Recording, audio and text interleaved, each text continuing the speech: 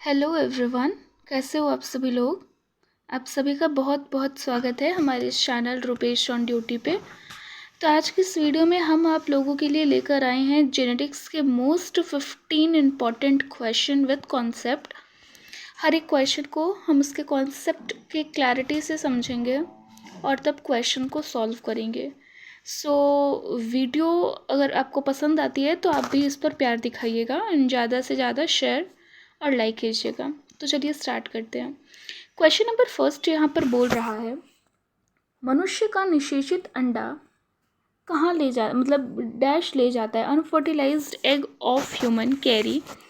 जो unfertilised egg होता है, जो एग फर्टिलाइज्ड अभी नहीं हुआ होता है, राइट, तो उसमें क्या प्रेजेंट होता है। ऑप्शन पढ़ते हैं, एक्स एक्स गुणसूत्र, एक एक्स गुणसूत्र, एक्स वाई क्रोमोसोम जिसको एक्स वाई गुणसूत्र बोलते हैं, एंड एक वाई गुणसूत्र। तो हम सभी जानते हैं, चाहे वो मेल हो चाहे वो फीमेल हो, राइट। अगर वो मेल होगा पर्सन तो उसके पास एक्स वाई प्रेजेंट होता है, और अगर वो फीमेल होगी तो उसके पास एक्स एक्स प्रेजेंट होता है, राइट। ये तो कॉमन चीज़ है, ये सब जानते हैं। यहाँ पे क्वेश्चन बोल रहा है अनफर्टिलाइज्ड एग, अभी एग जो है वो अनफर्टिलाइज नहीं हुआ है, एग जो है अभी अनफर्टिलाइज्ड है, अभी फर्टिलाइजेशन इसमें नहीं हुई है, तो इसमें एक 1x क्रोमोसोम प्रेजेंट होगा, राइट। फर्टिलाइजेशन के बाद इसका x और इसका जो भी हो, अगर x होता है तो x, अगर y होता है तो y, तो ये फर्टिलाइजेशन के बाद x या फिर XY में प्रेजेंट होगा। अगर अनफर्टिलाइज्ड है तो एक ही आपके पास X क्रोमोसोम होते हैं, तो यहाँ पर ऑप्शन नंबर बी करेक्ट हो जाता है। ओके, नेक्स्ट क्वेश्चन की तरफ बढ़ते हैं। नेक्स्ट क्वेश्चन यहाँ पर बोल रहा है, किसी जीव का प्रत्येक विशेषक निम्नलिखित में से किससे प्रभावित होता है। Every trait of an organism is influenced by which of the following. Option है यहाँ पर, maternal DNA only, more parental DNA than maternal DNA, parental DNA only, and equally influenced by both maternal and paternal DNA. तो यहाँ पर option correct हो जाएगा option number D. मतलब किसी जीव का जो विशेषक होता है वो मैटरनल और पैटर्नल मीन्स मातृक और पैतृक दोनों डीएनए से समान रूप से प्रभावित होगा, राइट। क्योंकि हम सभी जानते हैं यहाँ पर ओवम जो होता है, जो हमें मदर से मिल रहा होता है, और जो होता है जो स्पर्म से मिलता है हमें, तो यहाँ से तो हमें एक्स क्रोमोसोम मिलता है। स्पर्म से हमें एक्स भी मिल सकता है, वाई भी मिल सकता है। अगर एक्स मिलेगा तो फीमेल होगी, अगर वाई मिलेगा तो मेल होगा, जो भी ऑफस्प्रिंग होगा।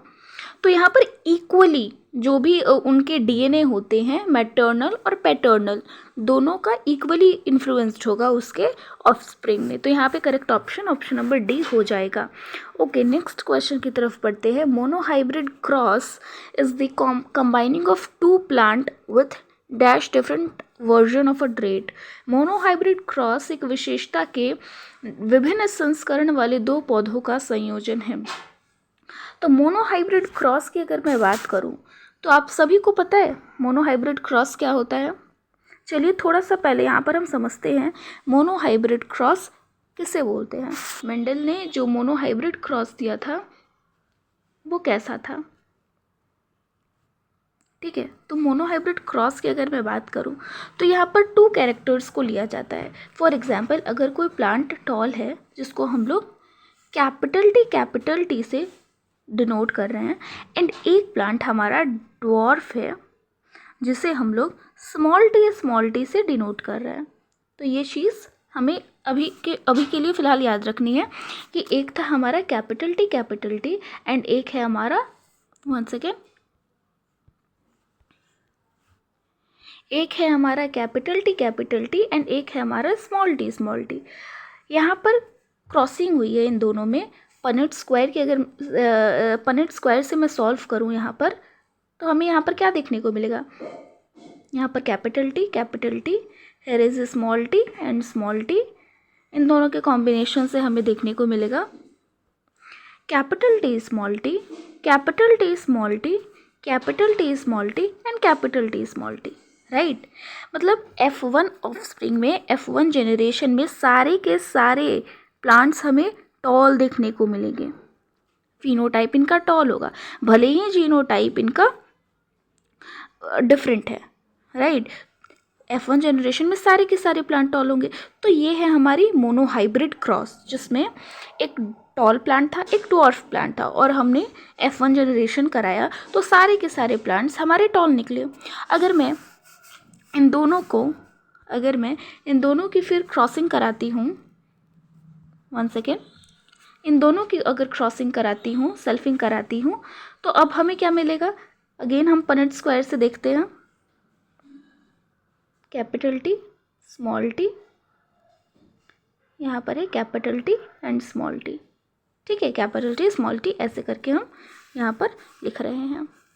ओके, तो यहाँ पर हमें कैपिटल टी मिल रहा है, यहाँ कैपिटल टी स्मॉल टी मिल रहा है, यहाँ कैपिटल टी स्मॉल टी मिल रहा है, यहाँ पे स्मॉल टी मिल रहा है, राइट। तो यहाँ पर फिनोटाइपिक रेशियो मीन्स उसके बाहरी लक्षणों के आधार पर यहाँ पर क्या दिख रहा है कि यहाँ पर 3 प्लांट टॉल हैं और 1 प्लांट ड्रॉफ है, क्योंकि यहाँ पर कैपिटल टी स्मॉल टी के कैरेक्टर्स को ढक ले रहा है, डोमिनेंट यहाँ पर डोमिनेंस शो हो रहा है। तो यहाँ पर फिनोटाइपिक रेशियो 3:1 होगी। लेकिन अगर मैं जीनोटाइपिक रेशियो की बात करूँ तो 1:2:1 होगा, क्योंकि एक कम्प्लीटली क्या है, डोमिनेंट है, 2 उसमें एक टॉल भी है, एक ड्रॉफ भी है, एक कम्प्लीटली ड्रॉफ है। तो phenotypic ratio and genotypic ratio आपको क्लियर हुआ। तो ये होती है हमारी मोनोहाइब्रिड क्रॉस, ठीक है, जिसमें हम लोग 2 कैरेक्टर्स को ले रहे होते हैं, एक प्लांट टॉल होता है, एक प्लांट ड्रॉफ होता है। तो यहाँ पर हमारा क्या हो जाएगा option number A, that is 2, right. Okay, next question की तरफ हम बढ़ते हैं। अलील्स क्या होते हैं? हम सभी जानते हैं alleles are alternative form of genes, ठीक है। तो यहाँ पर option number B is the correct option. Basically genes जो होते हैं वो कुछ इस टाइप में प्रेजेंट होते हैं, जिस पर अलील्स उसके ऑल्टरनेटिव पार्ट होते हैं। तो alleles are alternative form of genes होते हैं। ओके, नेक्स्ट क्वेश्चन की तरफ बोलते हैं। Who is known as the father of modern genetics? आधुनिक आनुवंशिकी के जनक के रूप में किसे जाना जाता है?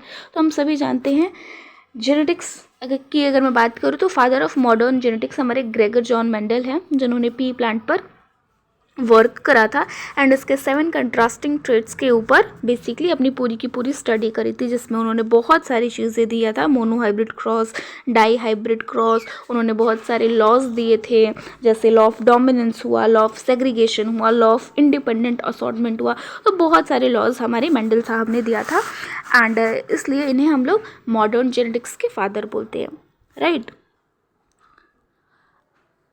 अगर मैं बात करूँ वॉटसन की, तो वॉटसन क्या दिए हैं? वॉटसन ने यहाँ पर डीएनए का डबल हेलिक्स मॉडल दिया है, ठीक है। अगर मैं रॉबर्ट ब्राउन की बात करूँ तो उन्होंने न्यूक्लियस की खोज करा है, मैंने आपको सेल वाले चैप्टर में बताया है। तो हमें ऑप्शंस एक बारी ऑप्शंस पे भी ध्यान देने होंगे, ठीक है।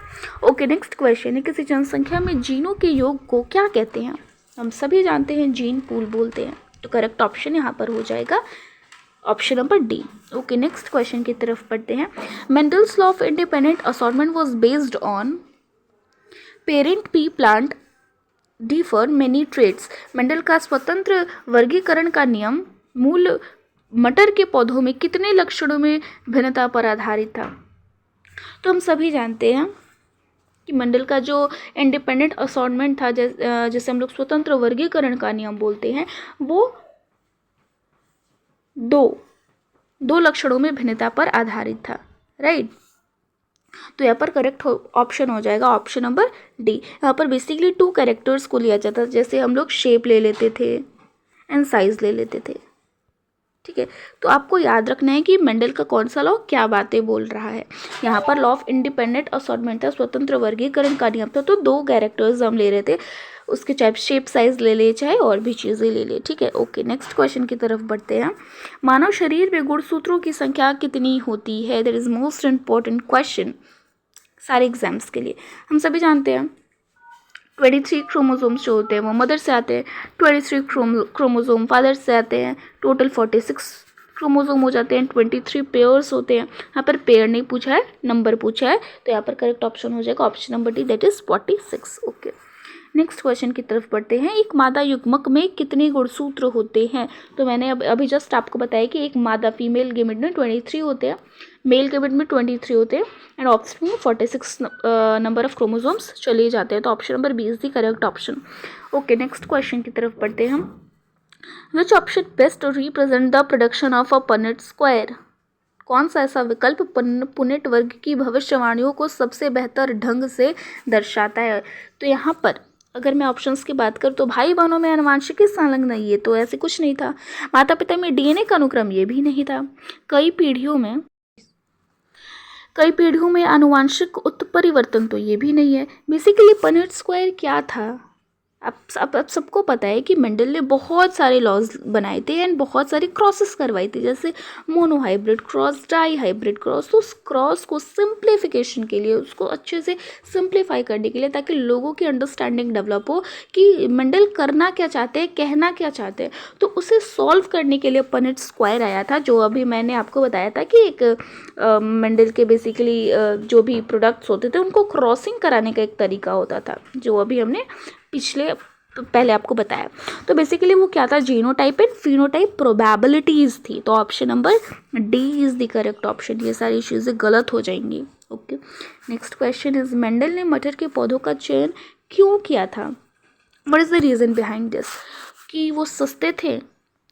हाँ जी, वो सस्ते थे, वेरी चीप थे, वे आसानी से उपलब्ध थे, हाँ, और उनमें विपरीत गुण थे, हाँ, तभी तो। और उनमें जो टाइम लगता था, उनका टाइम पीरियड जो भी रिप्रोडक्शन का था, तो वो बहुत जल्दी हो जाता। तो ये सारे ऑप्शंस आपके करेक्ट हो जाएंगे। ओके, नेक्स्ट क्वेश्चन की तरफ बढ़ते हैं। ग्रेगर मेंडल के वंशानुक्रम के नियमों के अंतर्गत कौन सा नहीं आता है? नहीं पूछ रहा है, तो लॉ ऑफ इनहेरिटेंस आता है, हाँ जी आता है law of inheritance. Law of independent assortment आता है, स्वतंत्र वर्गीकरण का नियम, तो हाँ ये भी आता है। लॉ ऑफ सेग्रीगेशन आता है, तो हाँ ये भी आता है। बट बायोपिक्स का नियम ये मंडल साहब ने नहीं दिए थे, राइट। तो option number D is the correct option. मतलब मेंडल ने लॉ ऑफ बायोपिक्स नहीं दिया था। मेंडल का 3 लॉ था, law of dominance, law of segregation and law of independent assortment. तो ये चीज़ें आपको याद रखनी है। ओके, नेक्स्ट क्वेश्चन की तरफ बढ़ते हैं। How many pairs of sex chromosomes are present in humans? 46 pair, 22 pair, and next is 2 pairs and another one is 1 pair। तो यहाँ पर करेक्ट ऑप्शन हो जाएगा एक जोड़ा, राइट। यहाँ पर क्वेश्चन बोल रहा है मनुष्य में कितने जोड़े सेक्स क्रोमोसोम होते हैं? तो हम सभी जानते हैं, अगर मैं बात करूँ मनुष्य की सेक्स क्रोमोसोम की, तो बेसिकली यहाँ पर जो भी ह्यूमन होते हैं, ठीक है, ह्यूमन में 23 क्रोमोसोम्स जो होते हैं, 23 क्रोमोसोम्स, 23 पेयर्स ऑफ क्रोमोसोम्स होते हैं, राइट। 23 पेयर्स ऑफ क्रोमोसोम होते हैं, जिनमें से 22 पेयर्स वाले जो होते हैं वो ऑटोसोम्स होते हैं, जो कैरेक्टरिस्टिक्स, बेसिकली जो भी कैरेक्टरिस्टिक्स होते हैं उसे डिफाइन करता है। और 1 पेयर ऑफ क्रोमोसोम जो होता है वो 6 क्रोमोसोम होता है, मीन्स वो हमारा लिंग निर्धारित करता है, ठीक है। तो ये चीज़ें हमें याद रखनी है। 22 ऑटोसोम्स होते हैं एंड 1 6 क्रोमोसोम होता है। तो यहीं पे वो क्वेश्चन है कि मनुष्य में कितने जोड़े 6 क्रोमोसोम मौजूद होते हैं पेयर्स में? तो एक जोड़ी होता है। तो यहाँ पर करेक्ट ऑप्शन हो जाएगा option number D, that is 1 pair, right. यहाँ पर 1 पेयर हो जाएगा। ओके, नेक्स्ट क्वेश्चन इज लैंगिक प्रजनन में माता पिता का योगदान होता है। In sexual reproduction a parent contributes half of genes, 3/4 of genes, all genes and 1/4 of genes. तो यहाँ पर करेक्ट ऑप्शन हो जाएगा जीन का आधा हिस्सा कंट्रीब्यूट करता है एक उसके ऑफस्प्रिंग में। लैंगिक प्रजनन में माता पिता का जीन का आधा हिस्सा ये कंट्रीब्यूट करता है, ठीक है। तो यहाँ पर करेक्ट ऑप्शन नंबर ए हो जाएगा। Next question and last question बोल रहा है आनुवंशिकता और विविधता के अध्ययन को हम लोग क्या बोलते हैं? तो जाहिर सी बात है, आनुवंशिकता और विविधता के अध्ययन को हम लोग जेनेटिक्स कहते हैं, मीन्स अनुवांशिकी कहते हैं। तो यहाँ पर हमारे 15 क्वेश्चंस कंप्लीट होते हैं एंड इसमें हमने आपको monohybrid cross, dihybrid cross and Mendel के जो भी लॉज थे, law of segregation, law of independent assortment and law of dominance, ये सारी चीज़ें मैंने आपको बताई हैं।